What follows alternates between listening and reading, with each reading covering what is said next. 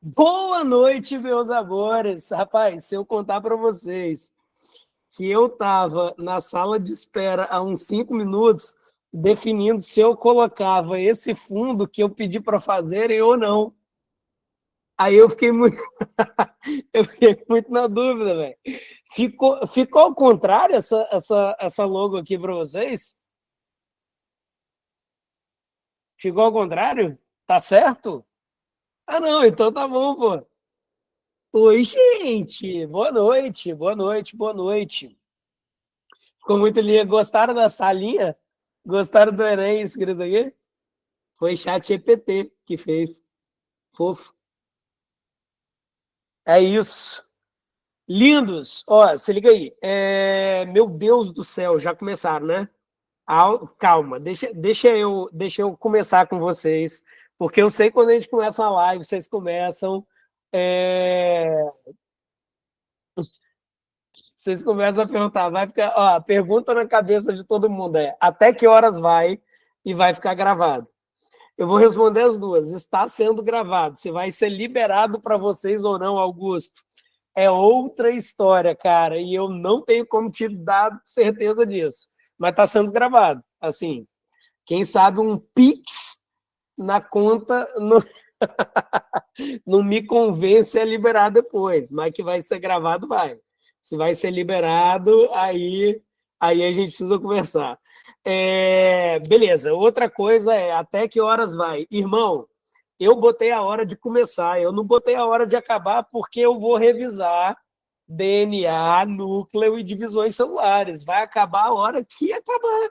É isso, vai acabar a hora que tiver duas pessoas nessa sala. Quando sobrarem duas pessoas nessa sala, a gente acaba. Beleza? Amanhã cedo, exatamente. Não, assim, eu me programei para a gente terminar umas 9, beleza? 1h30 por aí de aula, 1h15. Vamos lá, mas assim, tudo vai depender da participação de vocês, de como que vocês vão interagir, de como que vocês vão, né, perguntar. Se o fluxo estiver indo bem, a gente vai que vai. Luísa me falando para fazer uma revisão de genética que cai adoidado. Ô, Luiz, essa prova do Enem que você está fazendo é diferente da minha, não é possível. Que genética que cai muita é essa que você está vendo? Que eu, não, que eu não vi na prova. Eu perdi essa prova do Enem aí, pô. Se bem que ano passado caiu, né? É por isso que é a impressão de que cai muito, né? Particular, não, bota fé, particular cai bastante mesmo. Particular faz sentido. Para mandar as questões, tem dúvidas? Júlia, vamos sim, cara. Caiu uma questão, Murilo, de heredograma, cara. Eu. Depois eu abro a prova aqui com vocês. Isso, de daltonismo. Boa, Leandro. Caiu um heredograminha, assim. A questão no final era tranquila, não era nada muito, muito difícil, cara. Mas caiu, né? Assim, não é um tipo de questão. Quer dizer, assim, a genética que cai muito no Enem, galera, é a genética que a gente vai falar hoje, tá ligado? É a genética que a gente vai falar hoje, que é a parte de citogenética. É a parte molecular da genética, tá ligado? Mas a outra parte da genética, que é a genética mendeliana, é uma matéria menos comum, assim. De fato, o Enem não explora muito, né, cara? É, não explorou muito ao longo dos anos e não explora muito essa parte de genética mendeliana. Triste pra caramba. Cara, eu tô postando aula pro meu iPad pra gente começar, porque eu tava sem ele aqui. E aí a gente vai liberar, beleza? Para a gente começar então, estamos batendo 88, 89, hein? Daqui a pouco a gente bate 100 pessoas. Cara, compartilha com os brothers, compartilha com a galera que está estudando com vocês, compartilha com quem você sabe que precisa assistir essa aula também. Pode chamar aqui para dentro que o objetivo é trazer, velho, assim, o máximo de pessoas mesmo para esse projeto. E tá travando para vocês? É isso? Ah, beleza. Realmente falaram que eu tô travando bastante. De vez em quando, sim. Tá. Deixa eu fazer só uns ajustes aqui, que eu acho que vai melhorar. Eu posso fechar um pouco de coisa no meu computador, que assim, vocês não têm ideia da loucura que tá esse computador de 200.000 coisas abertas. Eu estava fazendo esses dias análise é, dos microdados do Enem, né, cara? Então eu tô com, assim, os programas de estatística que a gente usa para analisar todos abertos. E, cara, loucura, loucura, loucura, assim. Tem bastante coisa. Mas agora eu fechei, acho que deu certo. Acho que vai ficar melhor aí para vocês. Me avisa, cara, se estiver ficando muito ruim, é, a gente vê o que que dá para fazer. Beleza? Vamos começar? People, cara, a gente estava há um tempo já pensando em fazer algumas revisões desse tipo, assim, da gente trabalhar, cara, com revisões de alguns assuntos. A gente geralmente deixava isso para acontecer lá no final do ano, né, cara, perto do Enem, e a gente sabe que vocês, pô, precisam de bastante apoio, que tem uma galera se dedicando que precisa de cara, de revisar conteúdo, de ter boas fontes de questões, de ter boas revisões, até porque isso é um trabalho danado de fazer sozinho, né? Então, assim, a gente teve essa ideia de trazer algumas revisões para vocês. Eu fiz questão de fazer essa primeira aula para conseguir trabalhar com vocês, é, para conseguir trabalhar com vocês, né? Primeiro biologia, para a gente conseguir, mano, entender como que essa aula pode funcionar, entender como que, né, o que que vocês estão precisando. Eu queria sentir de vocês para a gente conseguir trazer mais coisa para frente, tá? Então eu já estou com uma segunda ideia de aula preparada para a semana que vem, que eu vou trazer para vocês no final. Vou ver se vocês topam aí, se vocês gostam da ideia, mas hoje a ideia é a gente trabalhar com a parte toda de DNA, núcleo, de divisão celular, ou seja, toda a parte molecular da biologia. E isso, cara, é muito, muito, muito importante, porque existe uma habilidade na prova do Enem que é basicamente sobre isso, tá ligado? Basicamente sobre essa parte de como que as informações do seu corpo viram característica de verdade. Deixa eu jogar a tela do meu iPad aqui para vocês, que eu mostro, cara, e a gente começa a falar sobre isso.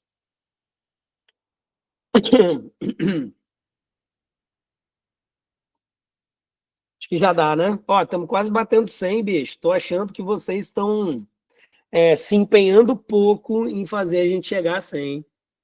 Eu não queria começar criticando, não, mas já começando.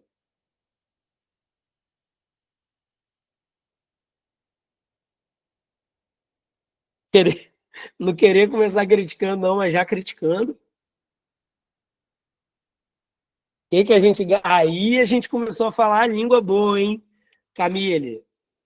De prêmios, cara, de prêmios. Começamos a falar de recompensas, tá ligado? Gosto, gosto dessa linguagem.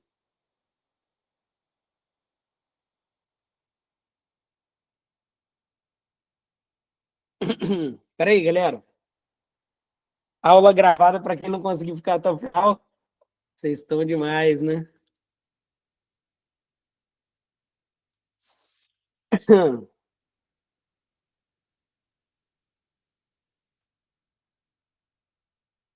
Peraí que eu vou voltar com a câmera, tá?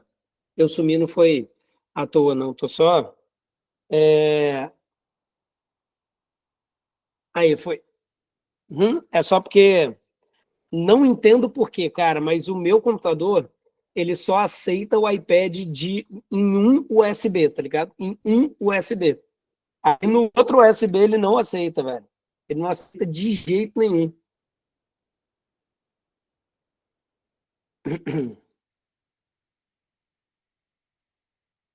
Agora vai.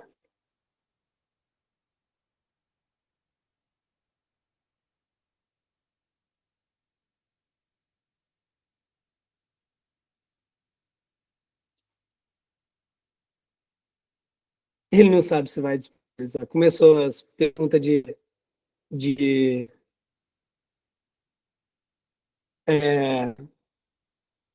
se eu vou deixar gravado, né? Eu falei que eu vou deixar gravado, mas eu não sei se eu vou disponibilizar, beleza? Não sei se eu vou disponibilizar.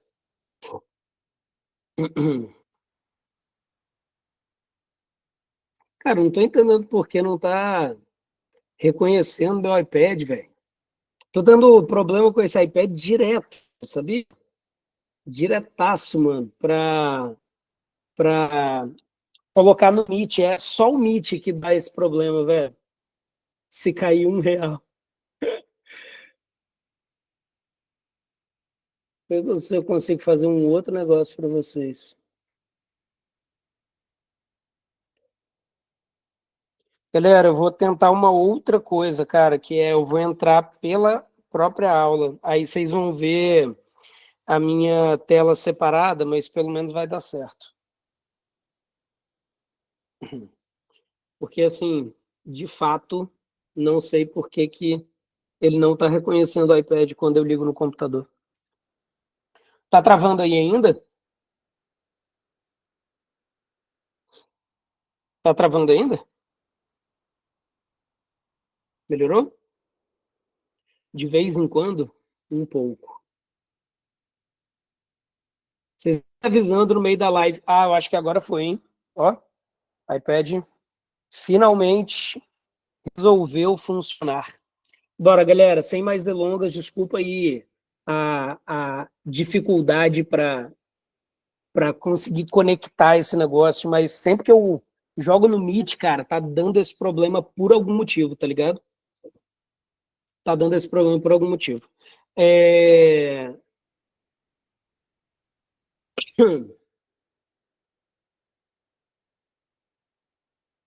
Foi, todo mundo conseguindo ver? Sim, né? Tá aparecendo para vocês? Nível de dificuldade. Ô, Danilo, vamos lá, cara. Essa lista não ficou muito difícil. Ela tem questões fáceis, médias e um pouquinho difíceis, cara. Eu não peguei muito pesado, porque o objetivo aqui é, de verdade, a gente revisar aquilo que precisa, assim, cara. E se você for olhar, as questões do Enem, elas são muito fundamentais, assim, tipo, são muito pragmáticas, tá ligado? Quando caem sobre isso. São questões que têm um nível de interpretação que você vai ter que entregar, né, que você vai ter que fazer, mas que no fundo, no fundo, no fundo, elas estão cobrando, velho, o basicão da matéria, assim, elas estão cobrando o fundamento da matéria, sacou? Então eu tentei fazer questões muito, muito fiéis, tá? E aí, ô Danilo, eu elaborei todas as questões, cara, assim, eu peguei, lógico, né, eu peguei algumas questões de outras provas como base, transformei em questões parecidas com o Enem, assim, mas eu elaborei essa lista quase do zero, assim, para vocês, para a gente usar nessa aula, tá ligado? E aí, lindos, vamos lá, cara. O que eu queria primeiro falar da parte teórica com vocês, daquilo que a gente precisa saber, basicamente o seguinte, cara. Eu vejo que vocês têm muita dificuldade de entender, de fato, como que o DNA ele gera as características. Se você for olhar a habilidade que essa matéria vai aparecer no Enem, essa habilidade ela fala sobre avaliar mecanismos de transmissão de vida, prevendo ou explicando a característica de seres vivos. Ou seja, existe uma conexão direta entre o nosso material genético e a nossa geração de características corporais.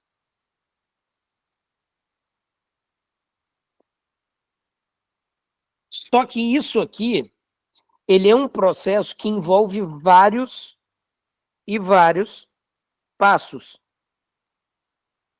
Eu vou começar com um modelo simplificado, que é um modelo que a gente geralmente fala em sala, que é um modelo que, assim, vocês estão mais acostumados de ver, e que seria o modelo básico dos procariontes, velho. O que a gente entende, né? Primeira coisa, o que é característica, assim? No fundo, no fundo, no fundo, você é um ser vivo. Então, essas características que eu estou falando são as características vivas. Todo mundo concorda comigo? É aquilo que te caracteriza enquanto ser humano, enquanto ser vivo. Ou seja, basicamente, cara, a gente tem uma coisa que diferencia tudo que é vivo daquilo que não é. E o nome desse fator é o fator metabolismo. Metabolismo é uma característica intrínseca de todos os seres vivos. E isso aqui está completamente ligado, cara, a todo o rolê que você precisa entender de como que o DNA atua dentro do seu corpo. Tudo bem? Espera aí que tem um gato passando na sua tela e parando na sua tela, pelo jeito. Ela quer dar oi. Oi, Fifis. Pronto, vamos ver se ela deixa papai dar aulinha agora. O negócio é o seguinte: metabolismo, então, é uma característica de todos os seres vivos. E o que é metabolismo de fato, cara? Metabolismo é a sua capacidade, ó, vamos lá.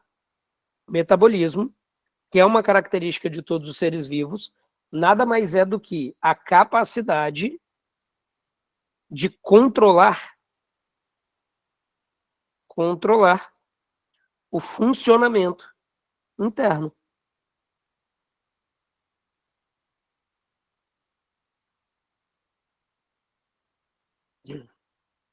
E aí, o louco disso é que, quando você consegue controlar o funcionamento interno, você consegue, então, prever o que vai ser a consequência. Por exemplo, eu consigo dizer que todo mundo que tem insulina vai conseguir controlar a quantidade de glicose no sangue. Todo mundo concorda comigo? Todo mundo que tem insulina consegue controlar a quantidade de glicose no sangue. Então, o nosso metabolismo é exatamente essa capacidade, cara, de conseguir controlar funcionamento, de conseguir controlar o que vai acontecer, a consequência das coisas, como que nosso corpo vai agir numa determinada situação. Isso é um negócio que só a gente consegue fazer. Tudo que é inanimado, então, uma rocha, sei lá, cara, o solo, por exemplo, eles têm modificação, eles têm, enfim, né, cara, variação ao longo do tempo? Sim, eles têm variação ao longo do tempo, só que eles não conseguem gerir esse processo de modificação. Essas modificações são simplesmente determinadas por coisas externas. E ser vivo, cara, gerou essa capacidade metabólica, que é a capacidade de controlar essas modificações. Tudo isso aqui tem a ver com esse assunto, por quê? Porque a forma como a gente controla o metabolismo já deve ser conhecida por vocês. A gente tem um controle, ó, o controle metabólico, ele acontece por meio de enzimas. E bioquimicamente falando, velho, enzima é o quê? É sempre uma proteína. O que é uma proteína? Os gamados que tiveram citologia comigo algum dia na vida, citogenética comigo, e não souberem falar isso agora nesse chat, mas eu vou ficar nervoso, hein? O que é uma proteína?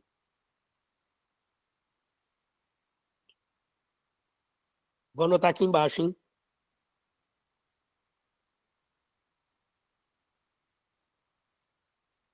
Uma proteína é um monte de aminoácidos junto. Boa. Então, ó, proteína nada mais é do que um conjunto de aminoácidos.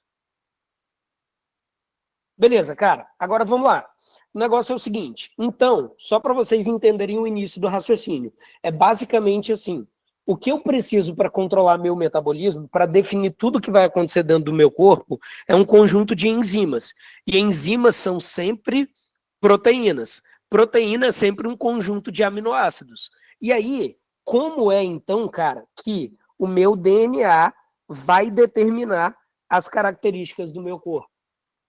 Gente, suas características eu posso falar que são geradas pelo funcionamento do seu metabolismo. Todo mundo concorda comigo? Então vamos lá. A relação é basicamente a seguinte, ó. O DNA, ele é um livro de receitas de todas as suas proteínas.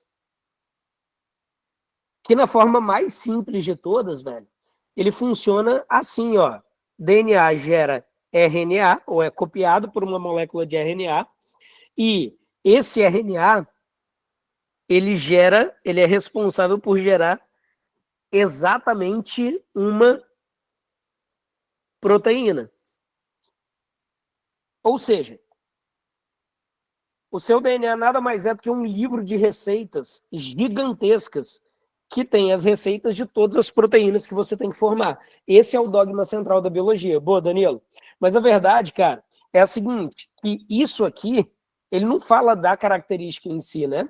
E quando a gente vai olhar a habilidade que o Enem vai cobrar disso, ele quer saber o nosso mecanismo de transmissão de vida e como que a gente transmite vida. A gente transmite vida transmitindo DNA. Todo mundo concorda comigo?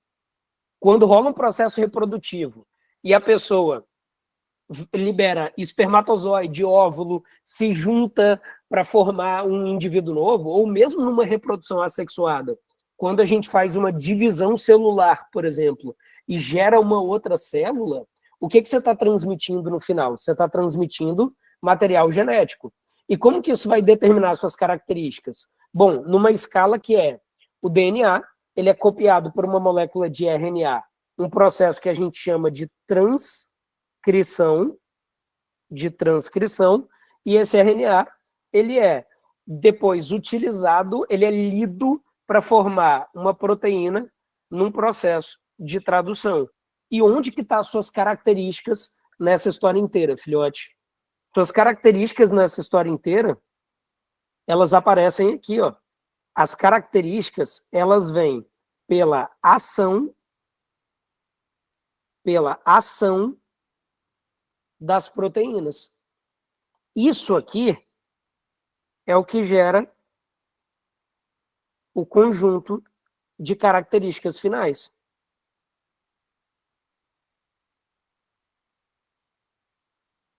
E, gente, posso falar, cara, grande parte do processo, real, assim, ó, grande parte do processo é só isso aqui, tá? E a gente tem um nome especial para isso, velho. Como que é o nome desse processo, além de dogma central da biologia? O nome que o Enem mais cobra, inclusive, velho. Como que é?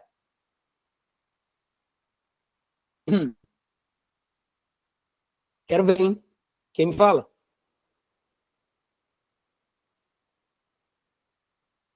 Tô pegando, eu separei as questões do Enem aqui para mostrar para vocês.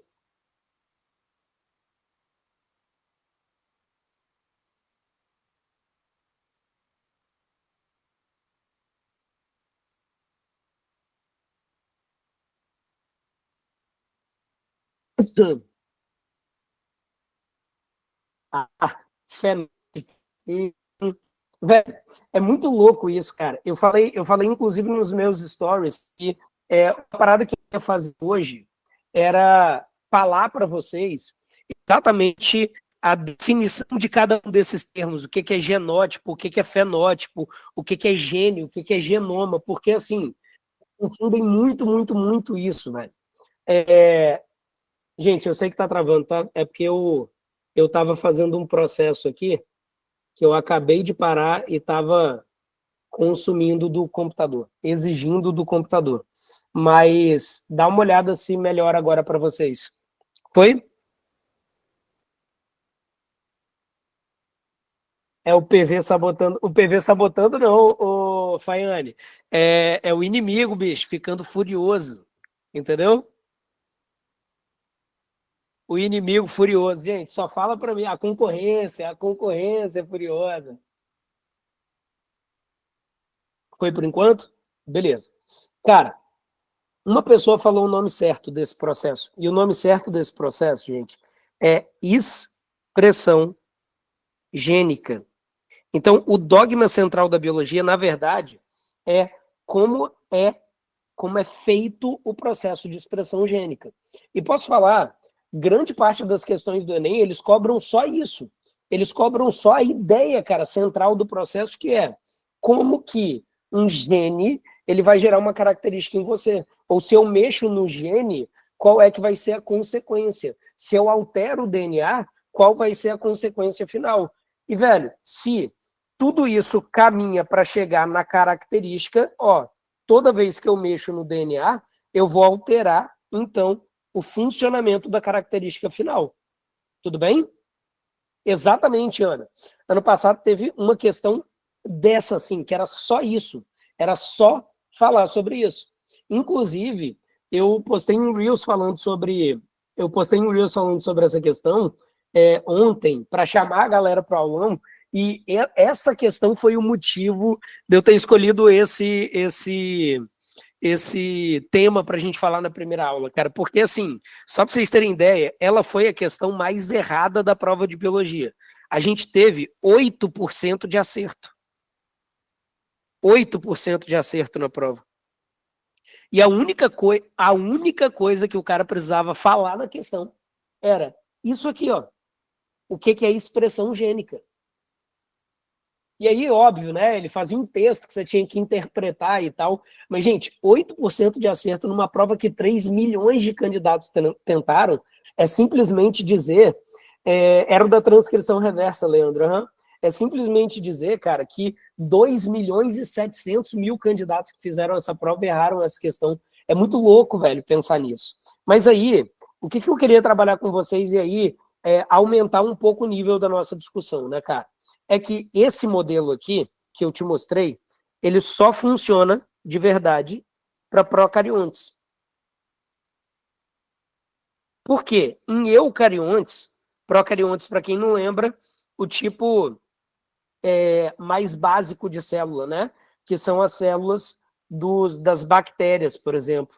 Mano, em eucariontes a gente tem um processo muito mais complexo.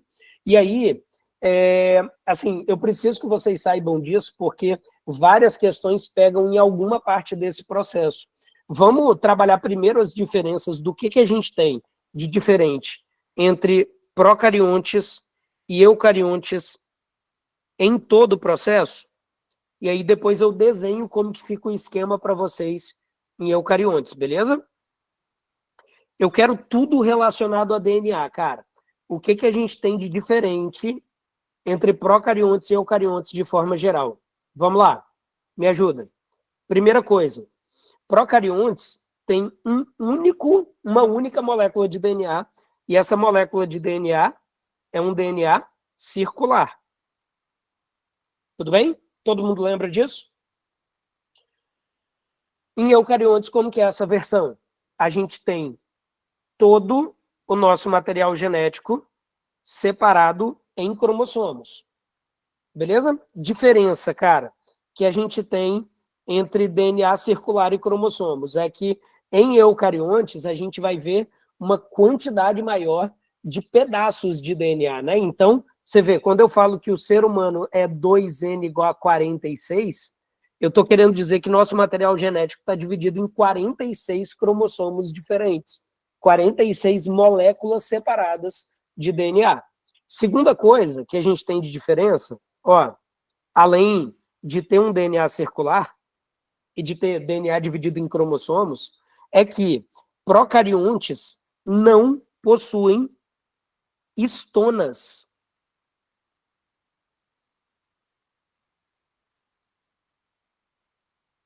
Eles não têm estonas associados ao material genético, ao DNA na célula, enquanto os eucariontes têm estonas. E o que essas estonas fazem, cara? Essas estonas são proteínas de condensação.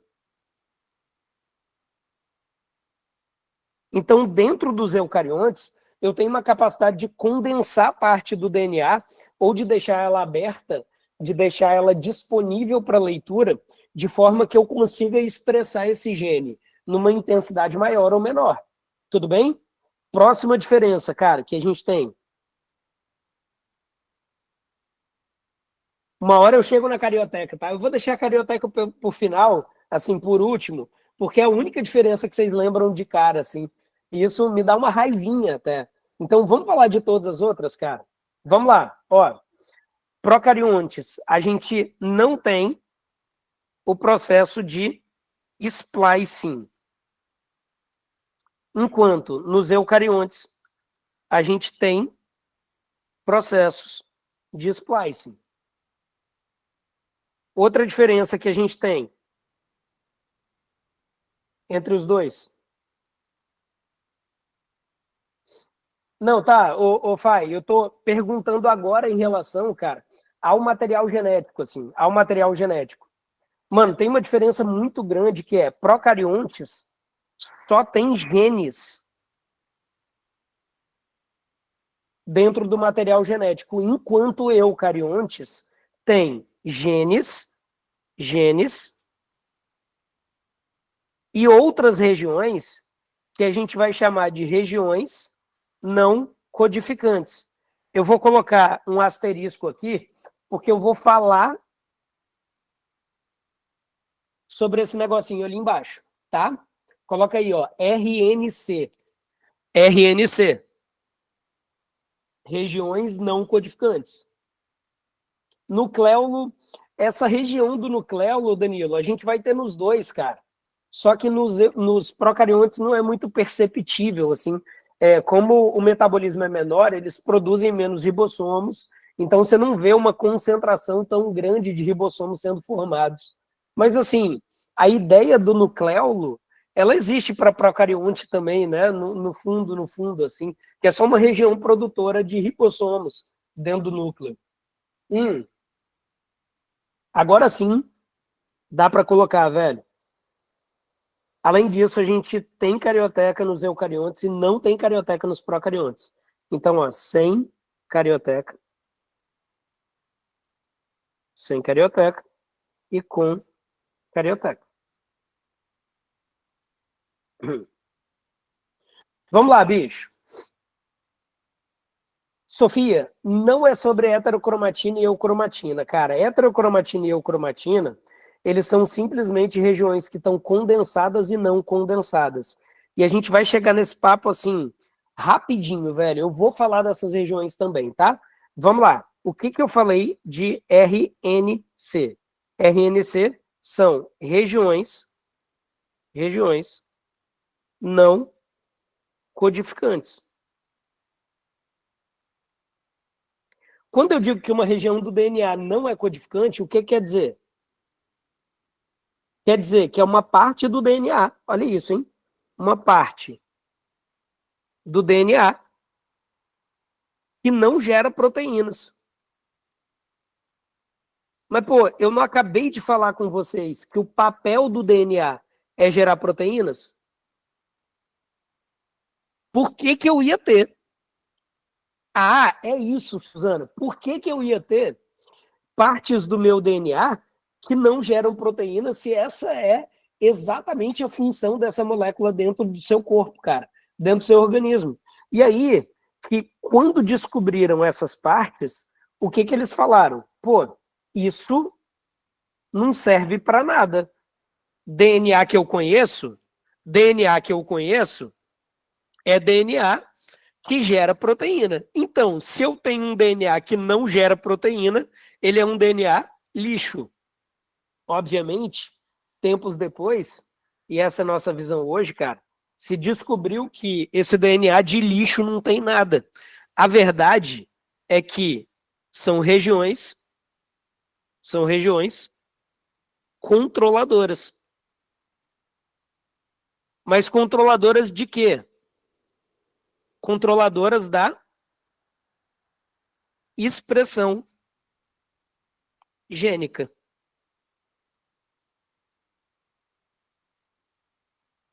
Exatamente, Danilo. Tudo isso que a gente tem no DNA, cara, que não gera proteína especificamente, tá de forma secundária controlando outras áreas que geram proteínas e determinando quais proteínas vão ser geradas no final. Tudo bem? Aí Camille me perguntou o seguinte, cara, qual a diferença de RNC para intron? Cara, eu vou falar de splicing, ô Camille, daqui a pouco, e aí eu diferencio isso para você, tá? Mas só para deixar registrado, assim, eu diferencio melhor isso para você. Eu vou colocar isso como OBS aqui, tá? Ó, RNC, regiões não codificantes, não são introns. Por que RNCs não são introns, galera? Porque introns são parte dos genes, cara. Introns são partes dos genes. E aí, para quem está viajando nessa parada do que é intron, eu vou chegar nesse papo agora, assim, ó, para vocês. Mas deixa eu só deixar anotado aqui como que é o esquema. Ó, seu DNA, então, ele tem regiões codificantes e não codificantes.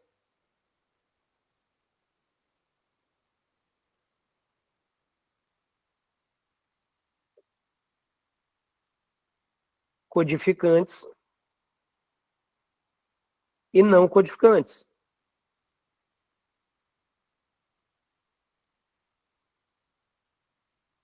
Essas regiões codificantes, dentro delas, é que eu tenho os introns e os exons.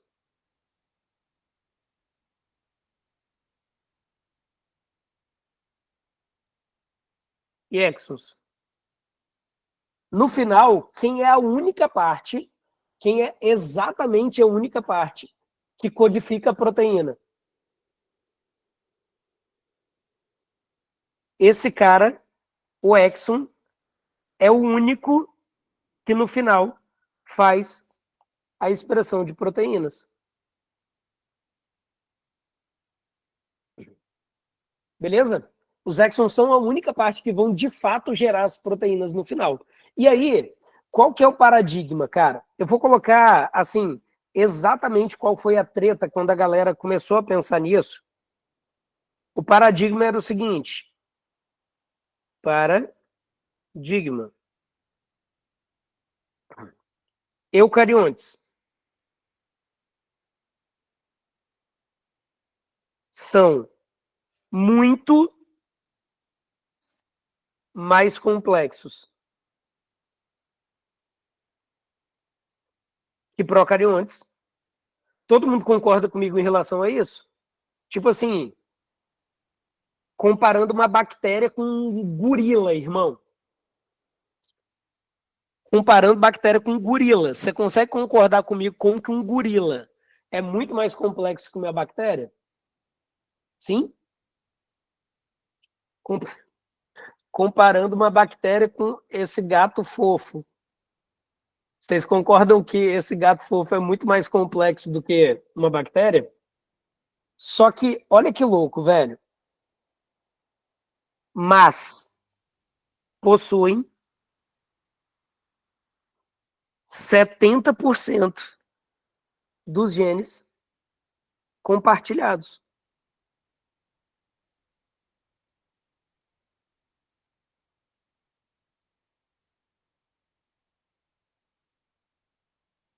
Então fala para mim, olha isso. Mano, a gente tem um aumento muito grande de complexidade. A gente tem um aumento muito grande de complexidade, sem ter um aumento muito grande de genes. E aí, bicho, o negócio é o seguinte: como que a gente teve um aumento de complexidade, e todo mundo vai concordar comigo, que esse aumento de complexidade significa ter mais proteínas? Sim ou não? Tá todo mundo seguindo a linha de raciocínio? Ó, eu tenho muito mais complexidade, e ter mais complexidade significa ter mais proteínas. Se eu tenho 70% do material genético exatamente igual, cara, essa capacidade, ela veio com uma mudança naquele processo normal que acontece de expressão gênica em procariontes.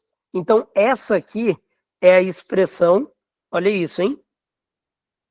É o que eu chamo de expressão gênica em eucariontes. Em eucariontes, olha o que aconteceu, velho. A gente teve uma grande mudança no processo que foi o DNA, agora, ele não gera direto o RNA final, mas ele gera um pré-RNA. E esse pré-RNA, ele pode sofrer splicing de diferentes formas, gerando no final versões diferentes de proteínas.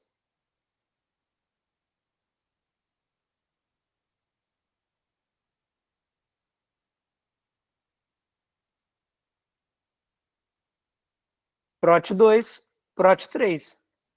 E isso aqui, moleque, é o motivo da gente ser totalmente, completamente mais complexo do que uma bactéria. Justamente porque a gente ganhou a habilidade de pegar o nosso material genético e simplesmente, cara, triplicar, quadruplicar, quintuplicar nossa capacidade de proteínas, de produção de proteínas diferentes, sem aumentar bizarramente a quantidade de DNA dentro da célula. Estou tentando fazer um quadrado inteiro, mas tá difícil. Estão vendo, né? Eu estou falando com vocês. Consegui, moleque, tá vendo? Nada é impossível para aquele que crê, moleque. É isso, velho. Jesus já disse isso. Jesus disse isso, não disse? Hum. Qual foi o processo que a gente adicionou aqui? O processo que a gente adicionou aqui foi esse, ó. O processo de splicing. Então, vamos lá. Eu vou explicar em palavras para vocês o que é o splicing, cara. O splicing, babes, é um processamento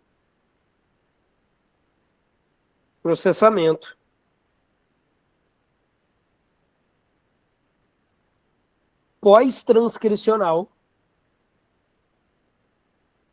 O que isso quer dizer? Só interpretar o nome. Pós-transcricional, aqui eu tenho a transcrição do mesmo jeito. Pós-transcricional após, depois da transcrição. D, corte e reorganização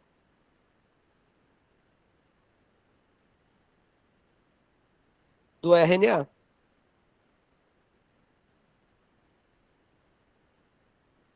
Abrindo a possibilidade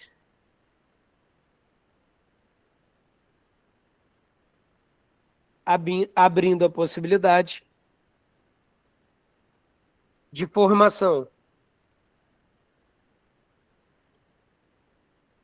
de mais de uma proteína a partir do mesmo gene.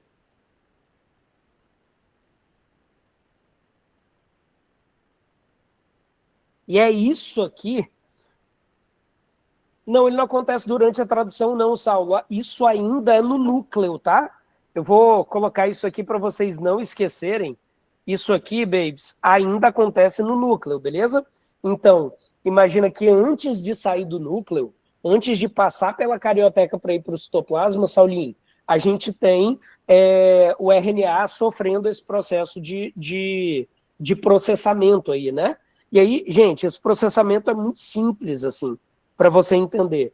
Imagina que aqui eu tenho uma molécula de RNA, isso aqui é o pré-RNA, né? Ó, então, o pré-RNA. Esse pré-RNA, ele vai ser todo picotado,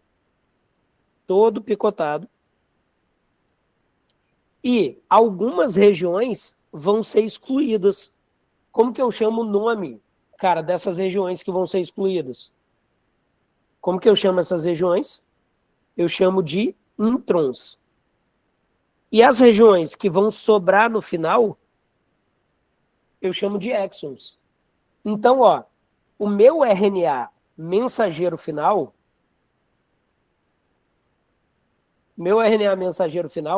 ele vai ser uma união, obviamente, menor do que meu RNA inicial, e ele vai ser uma união dos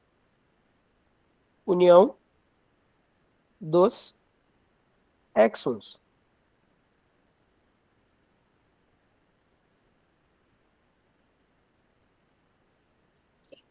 Pode crer? Todo mundo conseguiu entender, cara?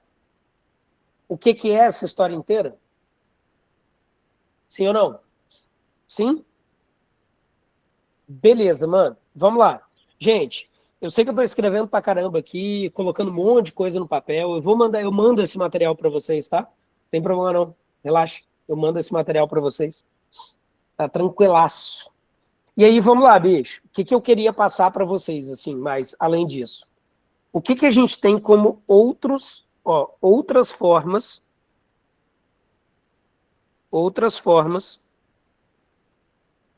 de controle da expressão gênica, principalmente em eucariotos, né?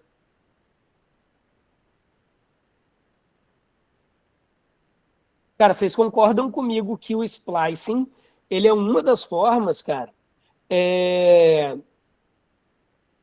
tem que pagar por ele também. Gente, eu tava brincando, tá? Sobre o Pix no começo. Não que a gente recuse Pix, assim, tipo, adoidado, não, a gente não recusa Pix, não. É... mas eu vou liberar assim, ó, eu vou fazer o seguinte, cara, vou combinar uma parada pra vocês. Pois é, ô Nilton, eu ia falar exatamente isso, bicho. Ó, eu falei zoando da parada do Pix, mas o mercenário nessa história é Newton Sagrilo Júnior, que tá aí, ó. Famoso dono da Gama. É isso. Se cair o Pix na minha conta, ele rouba pra dele. Você tá ligado, né? É. Tô zoando, mas ó, o Newton tinha dado uma ideia que ô Newton, vou soltar a sua ideia para eles, cara. Seguinte, eu vou liberar essa aula para vocês, tá? Gravada, é, junto com o material e tal, mas eu vou liberar lá no Gama Club, dentro da plataforma da Gama, tá? E aí, a galera que não é aluno da Gama aqui, Newton, vamos liberar um mês de Gama Flex para eles, da plataforma básica aberta? Posso? Pedindo autorização. Hum, mas eu vou pedir recompensa, lógico, né? Então é o seguinte, galera que não é aluno da Gama, cara, quiser acessar essa aula, quiser acessar o material, eu vou fazer o seguinte, eu vou botar dentro da plataforma da Gama e aí eu libero um mês de acesso à plataforma da Gama gratuita para vocês. Demorou? Vocês vão tirar um print dessa live rolando e postar nos stories de vocês, marcar a Gama e o meu Instagram, tá? Vou colocar aqui nos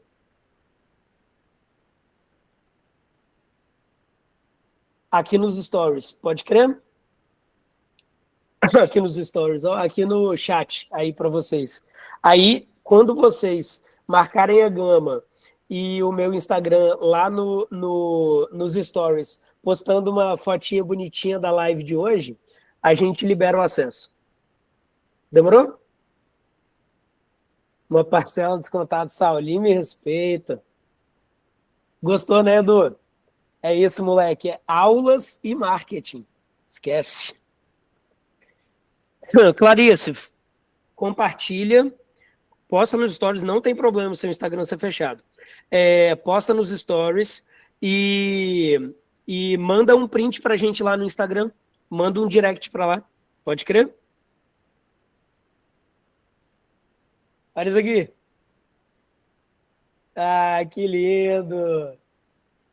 Hum, vamos continuar. Ó, todo mundo concordou comigo que esse processamento de splicing é uma forma de controle da expressão gênica. Concordaram? Tá todo mundo na mesma página comigo aí em relação à expressão gênica? Por que que eu estou controlando a expressão gênica, gente?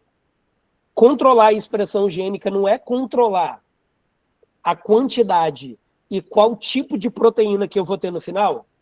Então, se eu determino que eu vou fazer esse splicing, eu estou determinando o fenótipo dessa proteína 3. Eu estou determinando que essa proteína 3 é quem vai ser expressa de verdade. Todo mundo concorda comigo?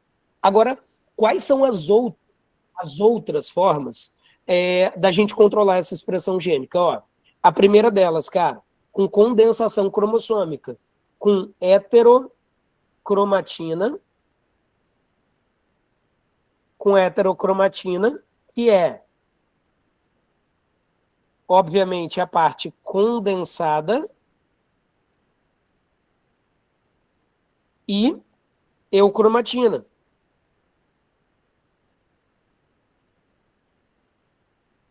que é a parte não condensada.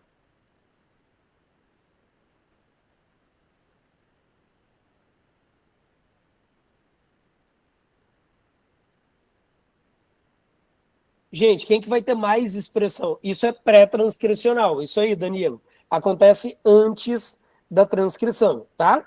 Nesse caso aqui, ó, heterocromatina e eucromatina, quem que vai ter mais? Quem que vai ter mais expressão? A eucromatina vai ter mais expressão, enquanto a heterocromatina vai ter menos expressão. Todo mundo consegue entender? E por que isso é importante, baby? Porque, assim, imagina que todas as células do seu corpo têm o mesmo DNA. Só que algumas coisas que você precisa na célula, sei lá, muscular, são diferentes de proteínas que você precisa na célula, cara, do couro cabeludo. São diferentes do que você precisa na célula da pele. E aí, todas as suas células precisam ficar manejando quais são os genes que vão ser lidos, tá ligado?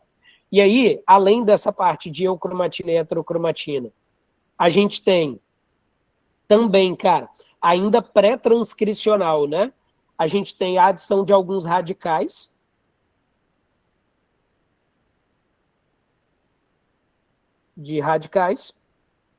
como por exemplo,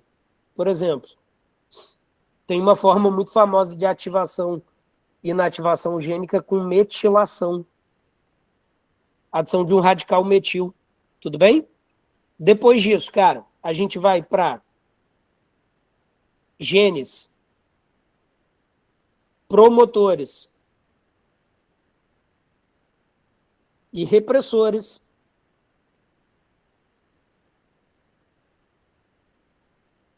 Promotores e repressores. O que mais que a gente tem? Como controle, splicing, controla a expressão gênica. Vou passar para outra página, hein, bicho? Além disso, velho, o que mais controla a expressão gênica? Vai lá, vamos ver se alguém consegue lembrar de mais algum fator de cabeça aí.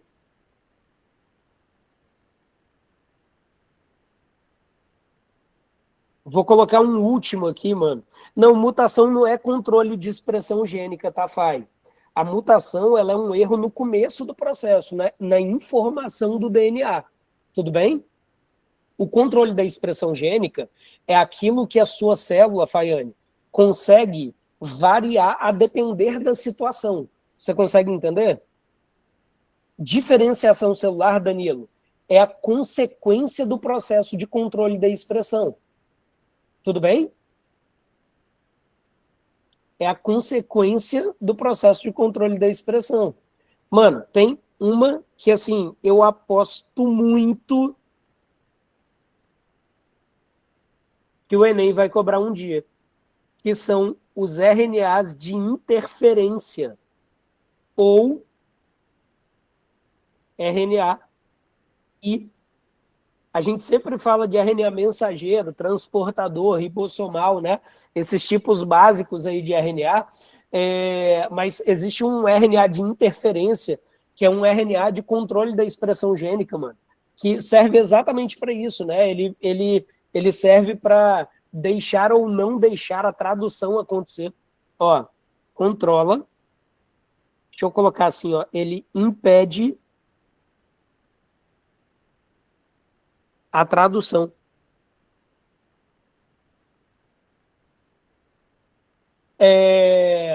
Impede que o RNA mensageiro se ligue ao ribossomo. Muito maneiro, né? Ele faz isso, só para quem nunca ouviu falar de RNA de interferência, ele geralmente faz isso se ligando ao RNA mensageiro. E aí, quando ele gruda no RNA mensageiro, ele impede que o RNA mensageiro seja lido. Para quem nunca ouviu falar disso, vou dar um exemplo prático disso, cara. Pensa no seu corpo. Ele é um tipo de microRNA, Isabela. Perfeito, cara. Ele é um tipo de microRNA. Imagina o seguinte, cara. Você foi invadido por um vírus. Tudo bem? Um vírus. O que o vírus entra na sua célula e começa a fazer? Ele começa a produzir proteína para gerar novos vírus, concorda comigo? Material genético e proteína para construir novos vírus. Cara, a gente tem um mecanismo de combate viral que é produzir um RNA de interferência para grudar no material genético viral, por exemplo, no RNA viral, e impedir que ele traduza. Então, isso impede que ele forme proteína e impede que ele gere novos vírus. Isso é uma das formas, por exemplo, de combate que nosso corpo tem. Mas você também tem isso para, enfim, proteínas internas, né? Que você não quer produzir, tá? Sofia, tudo que ele faz a gente chama de controle da expressão, porque no final, o que significa, então, assim, controle da expressão gênica? É qualquer coisa que altere a formação da característica final através do DNA. As chaperonas também, cara. Boa, Lorena. Vou colocar aqui, velho. As chaperonas, para quem nunca ouviu falar, chaperonas são proteínas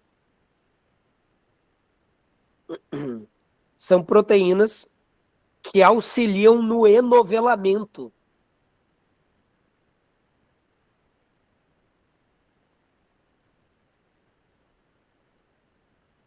Vocês vão lembrar disso. Ó. Lembra que quando a gente faz uma proteína, a gente forma ela em estrutura primária? Sim ou não? Só que vocês devem lembrar que proteína, para atuar, ela precisa enovelar. Isso é, ela precisa formar uma estrutura terciária. E as chaperonas, não, enovelamento não é condensação, tá, Murilo? Enovelamento, cara, é o dobramento que faz a proteína ficar ativa, tá? Então, essa versão da proteína é a versão ativa. E as chaperonas que controlam esse processo,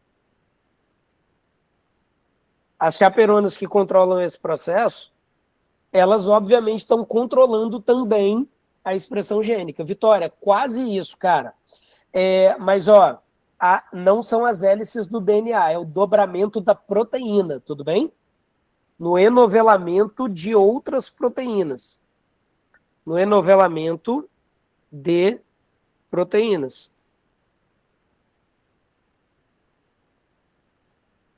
E parece redundante, gente, mas não é. Eu tenho uma proteína que a função dela é ajudar no enovelamento de outras proteínas. Conseguiram entender?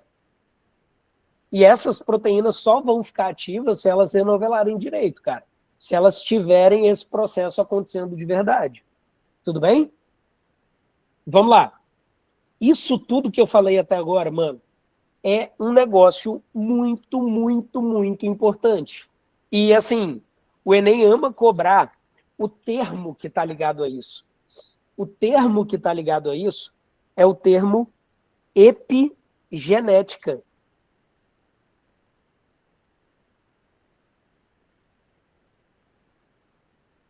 Gente, pelo amor de Deus, presta atenção. Sei que você já está 1 hora comigo. Eu estou falando pra caramba. Estou falando de um monte de coisa difícil, um monte de nome que talvez você nunca tenha ouvido falar. Mas se você não entendeu muita coisa até agora, se você entendeu tudo que eu falei até agora, pelo amor de Deus, presta atenção. Epigenética é o ponto alto dessa aula de hoje, cara. Olha aqui. É lógico que alterações genéticas fazem diferença nas suas características. Todo mundo concorda comigo? Sim ou não? Quero saber de vocês.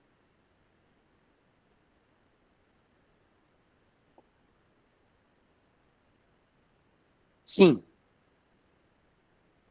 Agora, DNA é característica? Não. Então, qualquer coisa que eu altere ao longo desse processo também influencia na característica final. Sim ou não? E essa característica não é genética. Então, ó, quando eu tenho uma alteração genética, é uma alteração no DNA. Quando eu tenho uma alteração epigenética, ela não é uma alteração no DNA, mas gera variação de característica.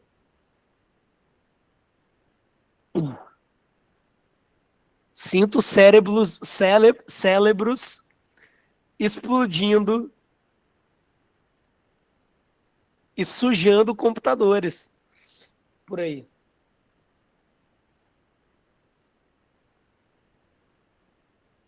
Pô, Yasmin, travou na hora que eu tava falando o ponto alto da aula? Não, né? Não é possível.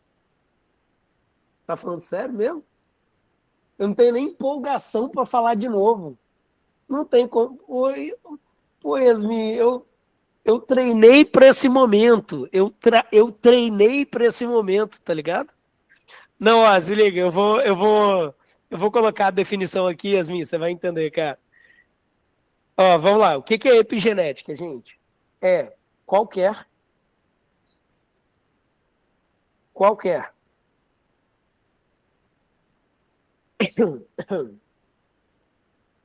Vou colocar aqui, ó. É o conjunto de fatores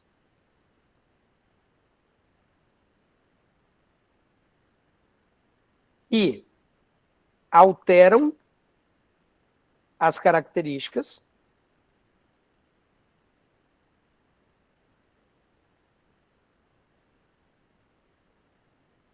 pelo controle da expressão gênica.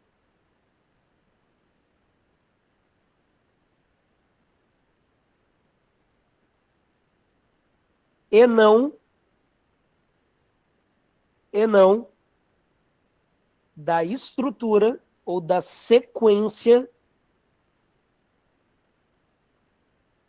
de DNA. É tipo uma mutação nas transcrições e traduções. Exatamente, Clarice.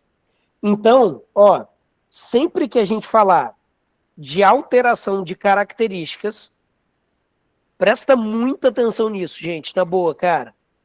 Sempre que a gente falar de alteração de características, eu tenho duas possibilidades. Ou essa alteração é genética,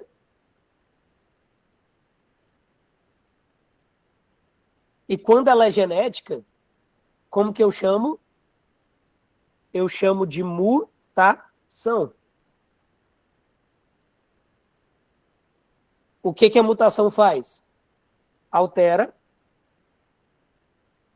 a sequência do DNA.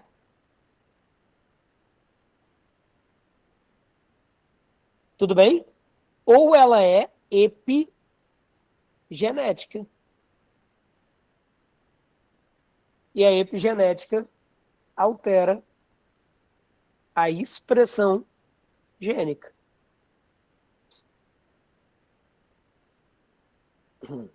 Beleza, nós? Lindos, dúvidas até aqui, cara? Me ajuda.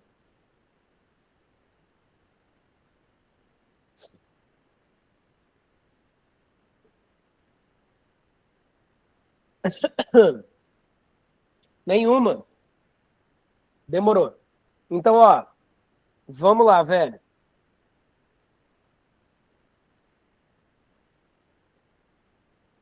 Eu vou fazer mais um negócio. Então, mas isso tem potencial de mudar a característica de um indivíduo como um todo ou altera só coisas imperceptíveis? Murilo, depende, cara. E isso depende, inclusive, quando a gente fala de mutação, tá? Isso depende, inclusive, quando a gente fala de mutação. Me diz uma coisa, uma mutação vai alterar muita coisa em você? Muito em você?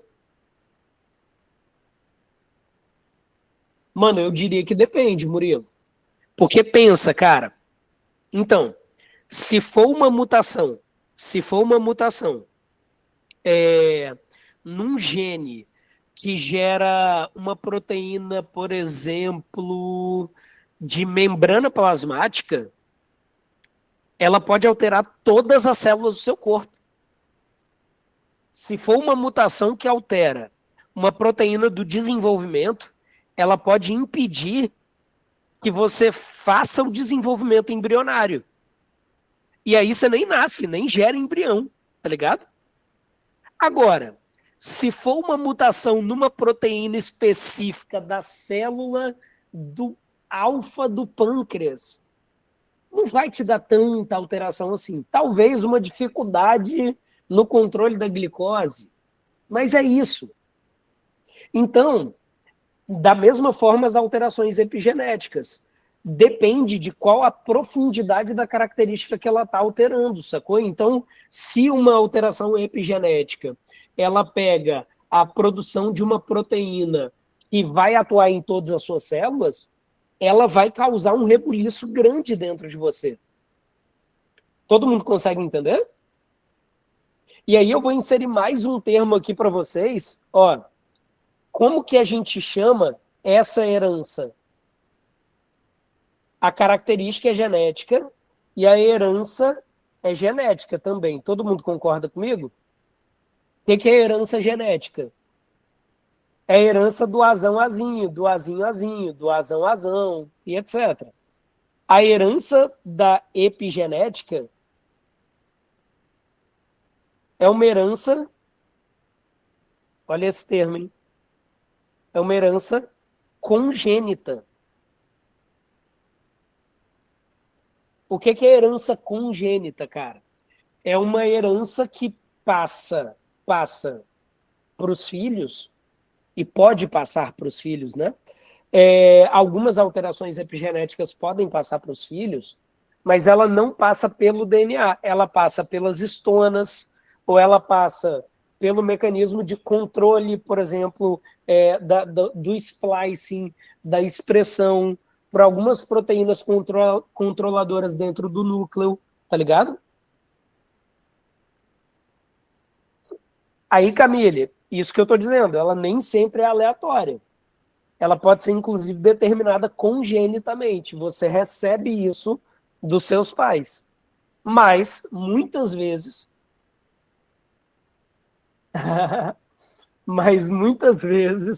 ela é aleatória também, né? Ela pode ter fatores aleatórios, tá? Gente, dá uma mutação, só que é uma mutação cromossômica, tá? Vamos lá, velho. Termos que vocês têm que saber e que vocês podem ter dúvidas para a gente finalizar essa parte de revisão. E aí eu vou tentar resolver pelo menos umas 2 questõezinhas aí, 3 questõezinhas com vocês para a gente finalizar a aula de hoje, beleza? Vamos lá, ó. Eu não quero me estender também. Eu estava brincando quando eu disse que meia-noite é cedo, tá? Eu sei que tá todo mundo cansado, provavelmente vocês estudaram desde cedo aí, bicho. Então, vamos falar sobre os termos e aí a gente vai para a revisão de algumas questões que vocês tiveram dúvida, tá? Vamos lá. Primeiro termo, cara, que vocês precisam saber. O que é gene? Mano, gene é uma parte, uma porção do DNA que é responsável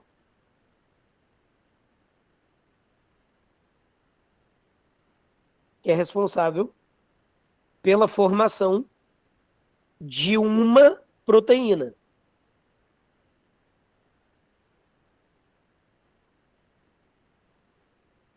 Então, lá no seu DNA, você tem o gene da adrenalina, você tem o gene da insulina, você tem o gene do glucagon, você tem o gene da miosina, você tem o gene da actina. Cada um deles produz uma proteína diferente. Tudo bem? Eles estão separados aí em todos os seus cromossomos. Boa. Dentro desse termo gene, cara, a gente tem um termo que é alelo. Isso aqui é mais da genética, mas te ajuda muito a entender esse processo, que é, basicamente, versões diferentes do mesmo gene. Como que eu gero uma versão diferente do mesmo gene? Feito como? Feito por mutação. Gente, mutação não é um processo errado, mas que ocorre? Então, as mutações fazem mudar as versões dos genes que a gente tem. Eu vou dar um exemplo para vocês que é sempre o que eu uso, cara. Então, quem já teve alguma aula comigo sobre isso, já me ouviu dar esse exemplo, que é, a gente tem uma proteína que eu acho que é muito fácil de você visualizar, esse exemplo, que é a melanina. A melanina tem duas versões, cara. Tem o azão, que é a versão dominante, que é a eumelanina. Essa aqui é a versão original. É a versão selvagem aí, tá ligado? E a gente tem o azinho, que seria a feomelanina, que é a melanina clara. Vou colocar, ó, escura e clara. Tudo bem? Um outro nome que vocês têm que saber é o que é genoma. E genoma nada mais é do que o seu conjunto de genes. Então, presta atenção nisso, cara. O seu DNA, ó, o seu DNA, ele tem, ou seja, ele é igual ao genoma, que são seus genes, mais a parte de regiões não codificantes.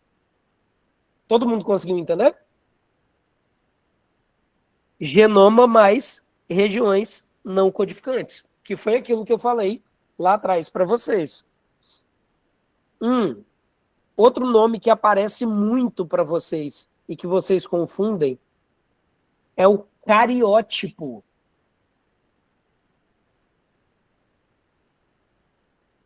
Murilo, o que faz um metabolismo ter preferência por expressar um gene dominante e deixar o recessivo para escanteio? Lindo isso demais, velho. Alguém consegue me ajudar nisso? O que é isso que o Murilo está perguntando? O dominante ser expressado e o recessivo não ser expresso. Isso é controle da expressão gênica, Murilo. É isso que é controle de expressão gênica, tá ligado? Então, olha isso. A presença do gene dominante ativa regiões de controle, olha isso. Ativa regiões de controle que bloqueiam a expressão do gene recessivo. O gene recessivo quer ser expresso. Quem impede a expressão dele são os genes dominantes. Então, os genes dominantes ativam regiões repressoras do gene recessivo. Sacou? E aí ele fica condensado, e aí ele, não é que ele fica condensado, né? Mas ele não é expresso necessariamente, tá ligado?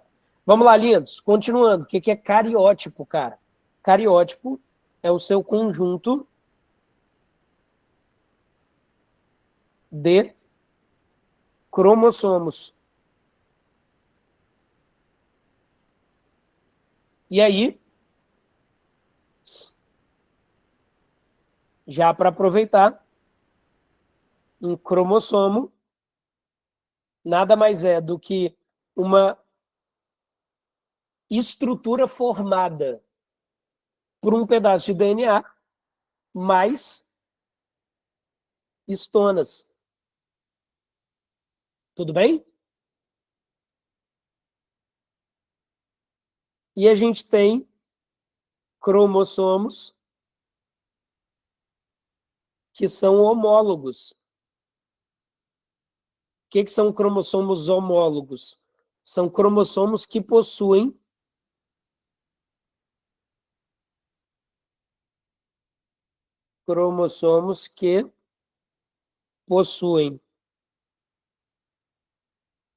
os mesmos genes.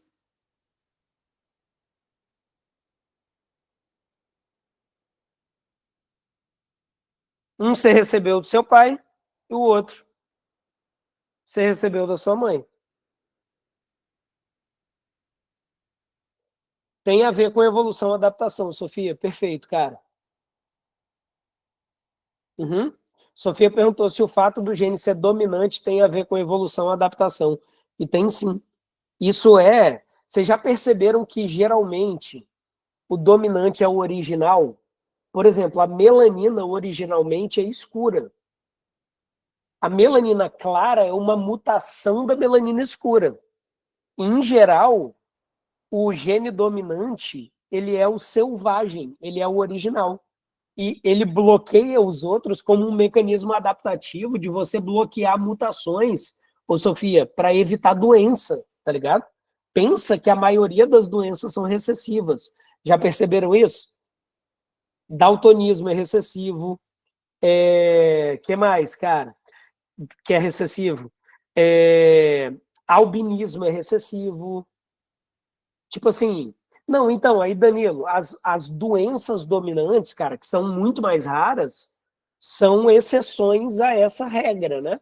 Não é que elas já ocorriam naturalmente, é que assim, é um acaso, né? Até porque, Danilo, mutação é um processo aleatório. Então, isso que eu tô te falando é uma via de regra, não é uma regra, né? Faz sentido? Pode crer? E aí, ó, só para não confundir, o termo também cromátides irmãs, que vai ser importante lá na parte de divisão celular, que são as moléculas de DNA, moléculas de DNA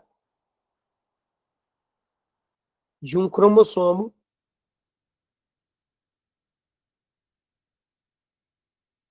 duplicado. Então, as cromátides irmãs nada mais são do que cópias, tá ligado? Pode crer? Por último, cara, eu vou cobrar um termo que o Enem já cobrou muitas e muitas e muitas vezes. E que ele ama demais, cara. Que é o que é código genético. E aí, babies, eu acho que a gente já tem assim a maioria dos nomes que ele pode cobrar e que podem fazer confundir na hora da prova. Mano, código genético nada mais é do que a equivalência, olha isso, hein? A equivalência entre os códons do RNA e o aminoácido que será adicionado na cadeia.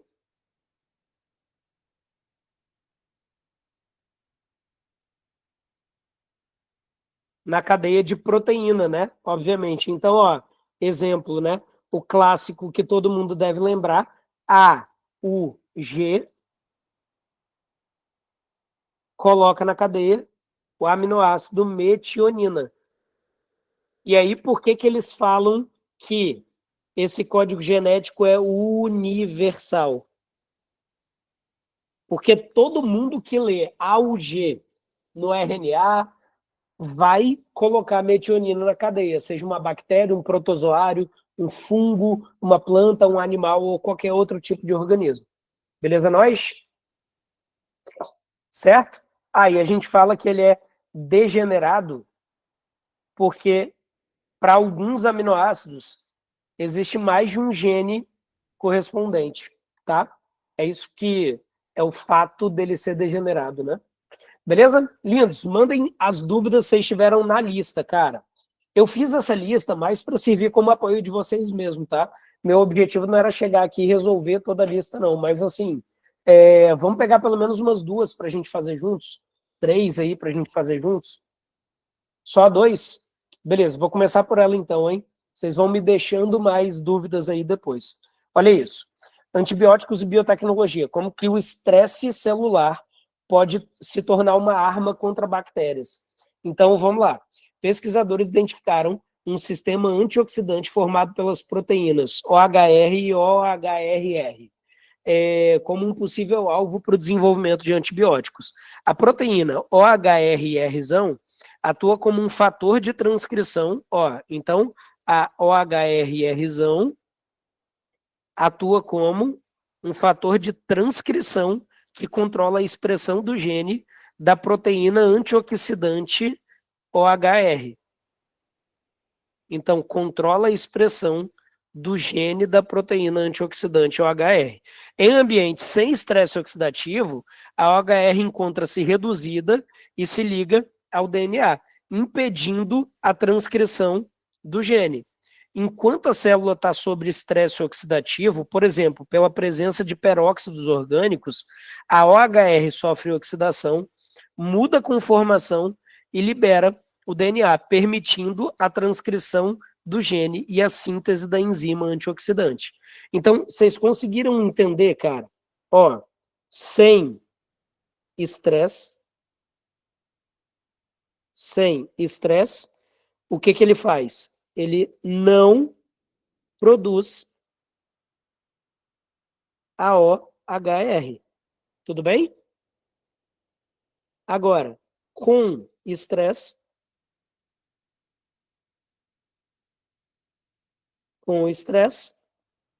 ele produz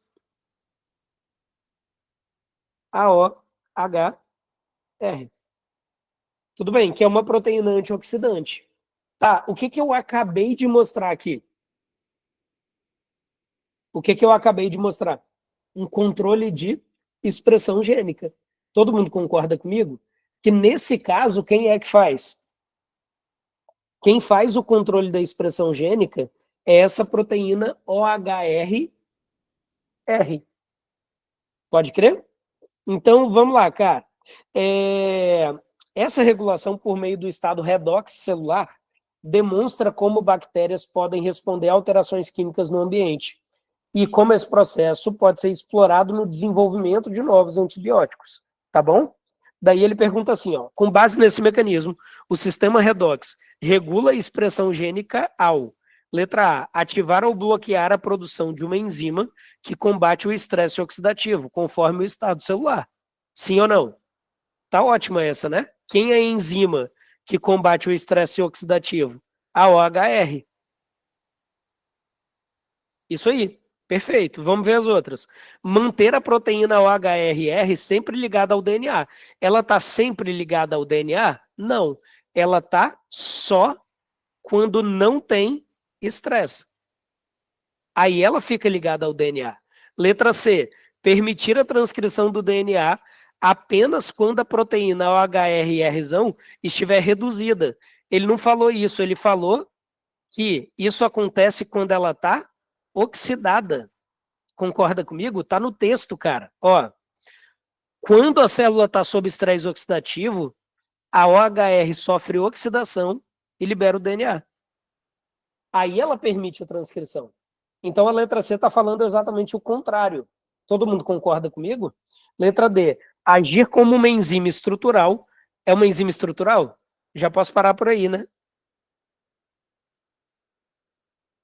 Não é uma enzima estrutural, uma enzima oxidativa, antioxidante, né? Então, ela é metabólica e não é estrutural. E letra E, induzir a célula a produzir proteínas incapazes de alterar o metabolismo. Gente, ela é uma enzima. Se tem uma coisa que a enzima faz, é alterar o metabolismo. Porra, o papel de uma enzima é alterar o metabolismo. Todo mundo concorda comigo? Então, eu não tenho enzima que não altere metabolismo. O papel dela é esse. Está na definição do que é enzima, cara. Por isso, não dá para ser a letra E. Pode crer? Tem que ser a letra A. Beleza, lindos? Alguma questão a mais, cara? Vocês queiram me pedir?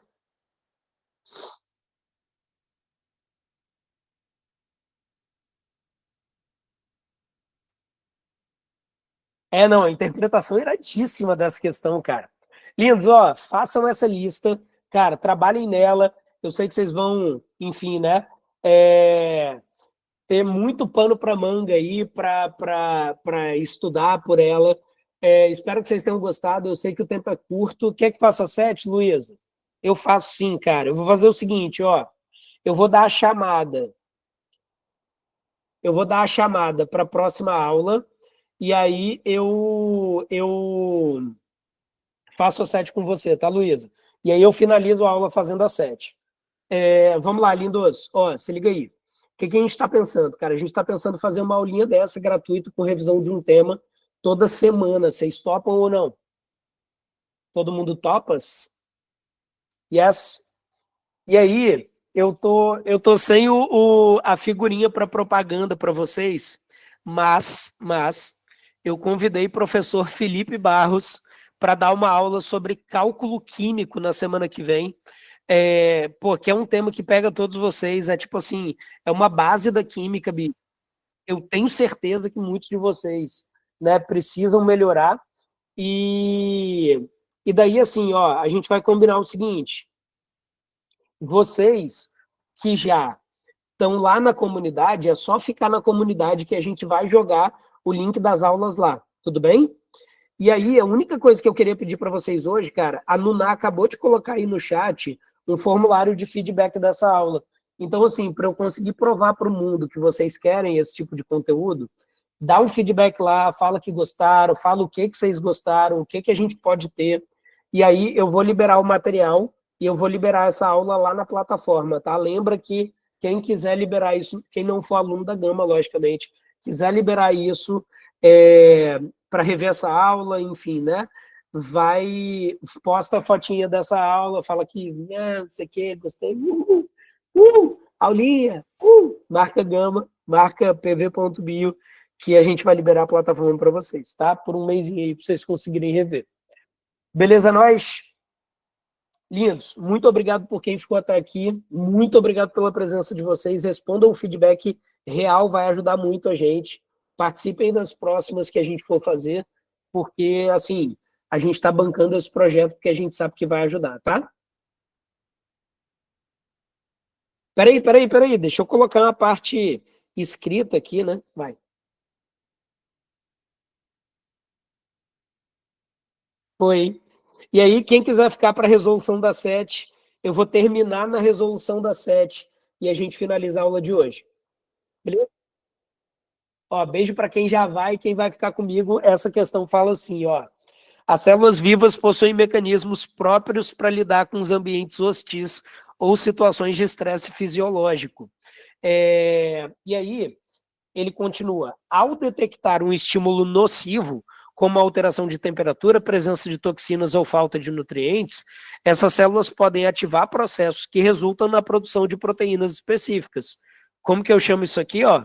Processo que resulta na produção de proteína específica, isso é o controle da expressão gênica, como proteínas de choque térmico que ajudam na proteção e manutenção da estrutura celular. Beleza? Considerando o processo celular de produção dessas proteínas protetoras, qual é? Eu não quero qualquer passo, hein? Eu quero o primeiro passo desencadeado quando a célula precisa iniciar essa resposta adaptativa. Bom, amores, é tudo um gene no seu DNA, mas ele está bloqueado. Qual que é o primeiro passo? O primeiro passo vai ser formar um RNA, ou seja, transcrever o gene, todo mundo concorda comigo? Para traduzir o RNA em virar proteína, e aí essa proteína ela vai gerar a característica que a gente tinha interesse. Deixa eu falar assim, ó, do jeito que ele falou na questão, a ação dessa proteína é que vai gerar a resposta. Vocês estão vendo, mano, como que, assim, o que eles cobram no final é a definição do processo? Gente, a resposta só vem pela ação da proteína. Só que para a proteína agir, ela precisa existir. E para ela existir, um gene do DNA precisa ser transcrito e traduzido. Daí, vamos lá, ó. O primeiro passo desencadeado, quando a célula precisa iniciar essa resposta, é a transcrição do DNA em RNA mensageiro, que levará à formação da proteína. Cara, essa aqui tá ótima, não tá? Vamos ver as outras. A tradução do RNA? Não, isso vem depois. Letra C, a síntese da proteína vem depois, é a tradução. Letra D, a ativação do gene responsável por meio da regulação da expressão gênica. Porra, aí me pega. Por quê? Realmente, antes de transcrever, o que que eu tenho que fazer? Antes de transcrever, para que eu transcreva, eu tenho que ativar o gene. Todo mundo concorda? Então, se a D não existisse, a A estaria ótimo. Mas, cara, vocês vão concordar comigo que antes eu preciso ativar o gene para depois eu conseguir transcrever. A letra E fala assim, ó, a duplicação do DNA. Não, duplicação do DNA não tem nada a ver com transcrição e tradução, né? Então, não tem possibilidade nessa resposta. Mano, quem vem antes? Letra D. Pode crer? Todo mundo conseguiu entender? A letra A tá ótima, gente. E tá linda mesmo, tá? Se a letra D não existisse, a A estaria lá, bicho. Seria o gabarito certo. Mas ele pediu o primeiro passo. E a gente não pode desconsiderar que a ativação do gene vai ser anterior à transcrição em si. Beleza, nós? Deixa eu conferir o gabarito da 6, sim, Luísa. Com base nesse contexto, um dos principais efeitos da radiação ionizante sobre os tecidos epiteliais é a alteração. Peraí. Durante guerras, como as que envolveram o uso da bomba atômica, muitas vítimas apresentaram alterações graves na pele e outros tecidos devido à exposição à radiação. Esse tipo de radiação, chamada ionizante, interage diretamente com o material genético das células. Tá, com base em um dos principais efeitos da radiação ionizante sobre os tecidos epiteliais humanos é alteração das enzimas lisossômicas, levando à destruição do tecido conjuntivo, formação de proteínas recombinantes, o aumento da produção de melatonina como defesa a casos de câncer de pele, uma ação de proteínas recombinantes responsáveis por respostas inflamatórias. Letra C, a indução de mutações do DNA celular, modificando o ciclo de divisão celular. A síntese de anticorpos contra células epiteliais alteradas. Deixa eu olhar o gabarito, cara. Ah, realmente, gente. Ó, não, letra C. Ok? Número 6, letra C. Pode crer? Tá errado mesmo, vou alterar na hora de mandar. Quer dizer, eu vou mandar esse arquivo aqui que tá alterado, tá? Gabarito trocado. Obrigado por alertarem aí, gente. Foi um errinho que passou despercebido. Acontece, todo mundo erra. Beijo. Valeu, valeu, hein? Boa noite, gente. Valeu.